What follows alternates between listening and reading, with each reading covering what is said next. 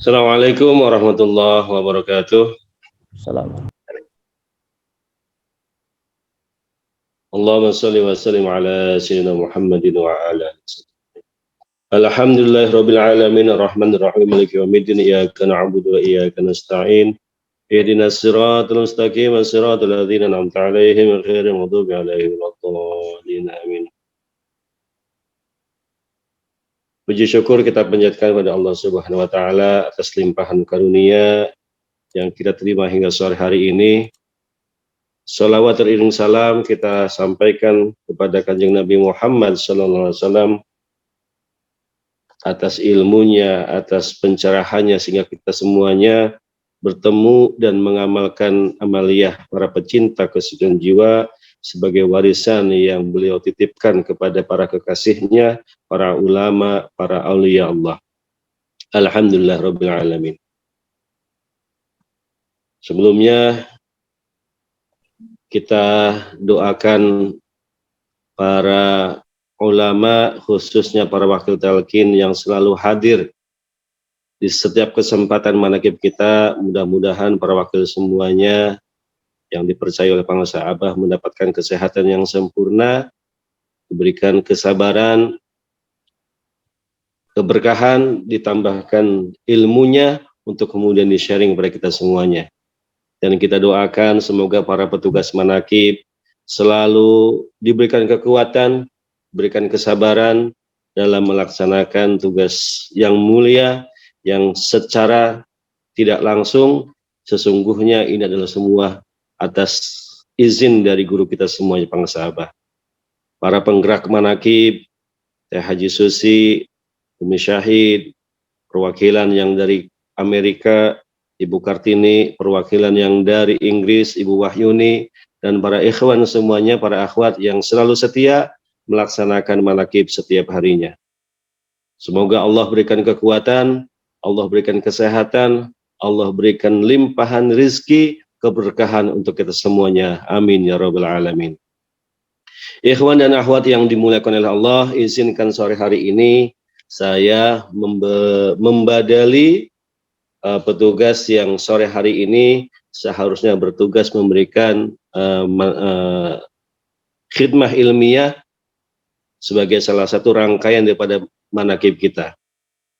Ikhwan dan akhwat yang dimuliakan oleh Allah, izinkan kita mereview apa yang sudah disampaikan para ulama, para kiai, para wakil talqin di setiap kesempatan manaqib berkaitan dengan manqobah, berkaitan dengan apa yang disampaikan oleh guru kita di dalam kitab Fadhailus Suhur berkaitan dengan bulan Jumadil Ula atau Jumadil Awal.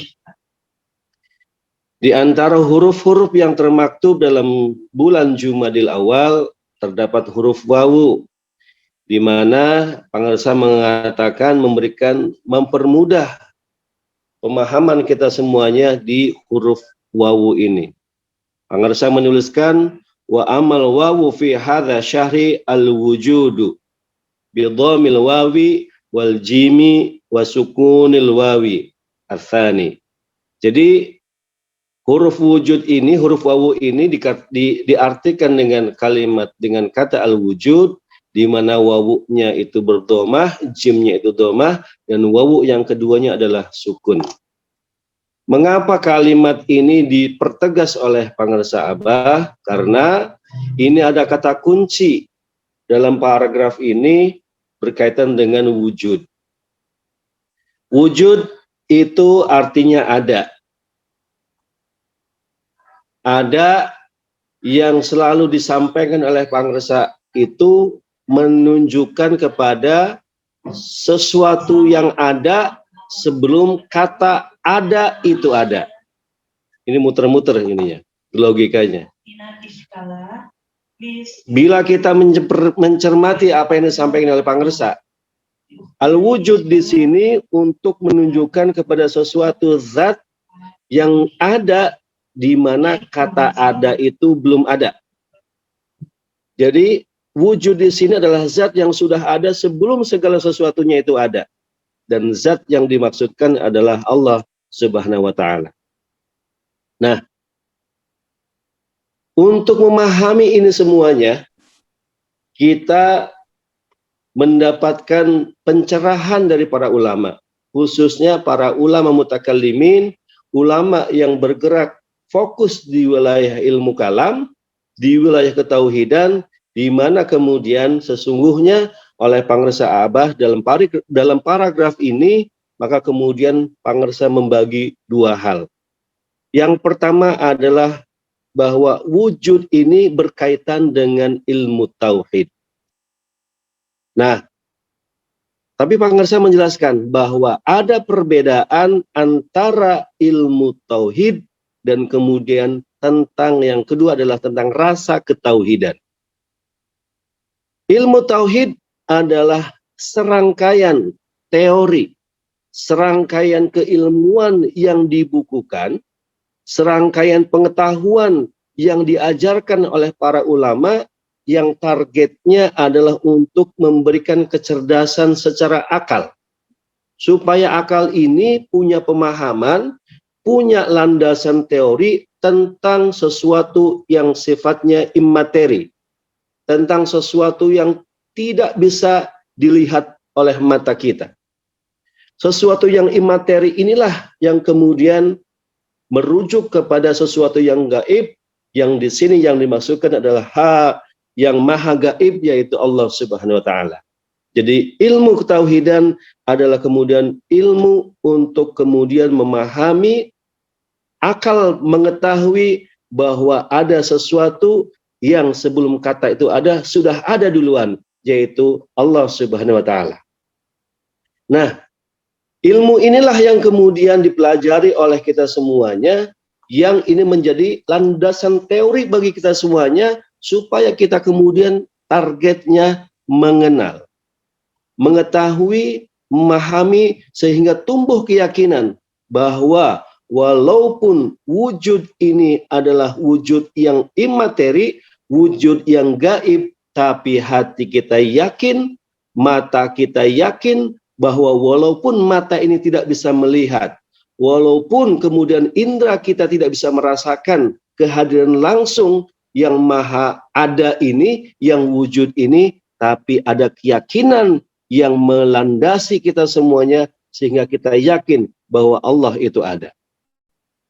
Nah, keyakinan inilah yang dimaksudkan oleh Pangersa Abah dengan yang dimaksud dengan rasa ketauhidan. Rasa inilah yang kemudian bukan wilayah akal lagi, karena rasa inilah yang akan menjadi wilayah qalbu.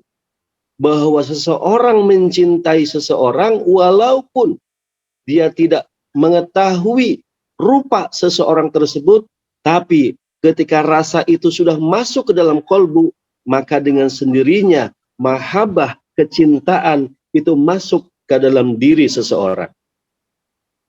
Bagi kita mutaakhirin, orang-orang yang dilahirkan di masa akhir, kita secara zahir tidak bertemu dengan Kanjeng Nabi Muhammad sallallahu alaihi wasallam. Tetapi walaupun mata kita, walaupun fisik kita tidak bertemu langsung, tidak menatap langsung, tidak bersalaman langsung dengan Kanjeng Nabi Muhammad sallallahu alaihi wasallam, tetapi kita di dalam kolbu kita ada tumbuh perasaan mahabbah, ada tumbuh perasaan cinta kepada Kanjeng Nabi Muhammad sallallahu alaihi wasallam. Kecintaan yang seperti inilah yang saya pahami dalam kitabnya Abah ini adalah sebagai bentuk daripada tentang rasa ketauhidan. Nah, oleh Pangersa, kenapa kemudian ditegaskan wawu yang pertama ada domahnya, jim yang pertama itu ada domahnya, huruf wawu yang kedua itu sukun, karena ternyata Abah menjelaskan ada satu kata yang mirip, yang hampir sama penulisannya, itu ada satu kata yang dimaksudkan di sini adalah al-wajdu. Pangersa menuliskan bahwa al-wajdu itu adalah sesuatu yang memberikan perantara antara ilmu tauhid dengan rasa ketauhidan. Pangersa menuliskan al-wajdu wasitatun bainahuma, bahwa al-wajdu adalah perantara di antara keduanya, yakni ilmu tauhid dan rasa ketauhidan. Ikhwan dan akhwat yang dimuliakan oleh Allah, al-wajdu itu artinya adalah rasa cinta. Rasa cinta yang dimaksudkan di dalam kalimat ini, dalam kata ini adalah rasa cinta. Al-wajdu merupakan muradif atau sinonim dari kata mahabbah. Mahabbah itu kita sudah paham artinya tentang kecintaan. Tapi ada kata khusus yang Abah tuliskan di sini, yaitu al-wajdu. Ada satu buku yang menulis tentang beberapa nama atau sinonim dari kata mahabbah. Salah satunya al-wajdu.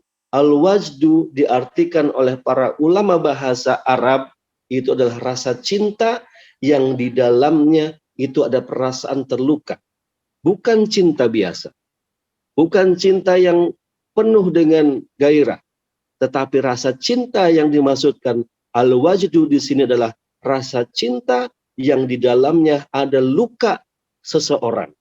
Di mana luka ini itu hanya bisa disembuhkan oleh orang yang dicintainya. Kata awal al-wajdu adalah rasa cinta yang di dalamnya ada perasaan rindu yang menggunung. Ada rindu yang memuncak. Karena kerinduan inilah yang menyebabkan seseorang yang sedang dimabuk cinta ini, dia terluka. Dan luka ini hanya bisa disembuhkan oleh sang kekasih. Jadi, kenapa kemudian al-wajdu itu merupakan wasitotun, perantara bainahuma, yang dimaksudkan di sini, sesungguhnya kita semua tidak akan bisa merasakan cinta, mahabbah kepada Allah kalau kemudian kita tidak berusaha membangun mahabbah itu. Tidak bisa membangun al-wajdu, itu ada rasa yang sifatnya kering. Ketauhidan kita itu sifatnya teoritis. Ketauhidan yang kita pikirkan itu hanya ada di kepala saja. Tidak ada ketauhidan yang itu masuk ke dalam kalbu kita, sehingga ketauhidan ini itu sesuatu yang sifatnya hamba. Percaya kepada Allah, percaya kepada malaikat, percaya kepada nabi, percaya kepada kitab-kitab, percaya kepada hari akhir, percaya kepada dan qadar, itu semuanya bersifat lisan saja. Hanya kata-kata saja jika al-wajdu tidak ada dalam kolbu kita. Cinta kita hanya sesuatu yang sifatnya lips, sesuatu yang hanya dikatakan dengan bibir saja. Sesuatu yang sifatnya gombal, tidak ada pembuktian, kering sekali. Rasa cinta yang diucapkan oleh seseorang tanpa ada perasaan yang menggebu-gebu, tanpa ada perasaan rindu di dalamnya, itu hanya cinta gombal.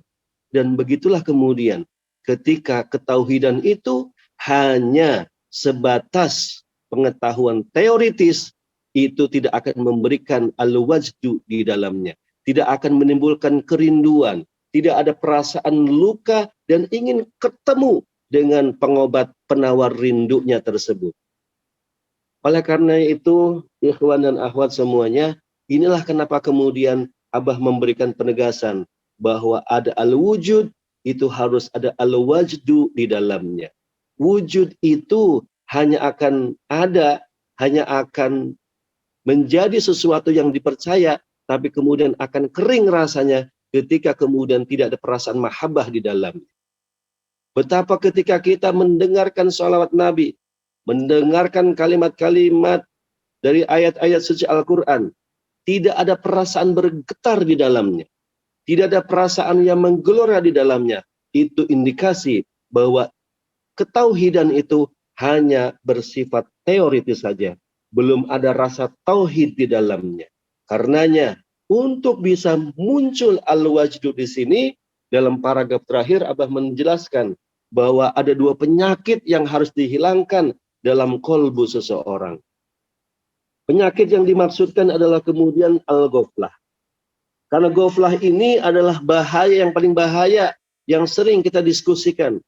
Lalai kepada Allah, lupa kepada Allah adalah penyakit manusia, penyakit kolbu yang sangat berbahaya bagi kita semuanya. Kenapa demikian? Karena ketika kemudian kita sudah lalai kepada Allah, itu indikasi bahwa kita sudah menduakan Allah, bahwa kemudian tidak menjadikan satu-satunya ilah, tidak sesuatu yang kita tidak menjadikan Allah sebagai satu-satunya zat yang menyebabkan kita bergantung kepadanya. Karena masih banyak ilah-ilah yang kemudian kita menjadi lalai kepada Allah.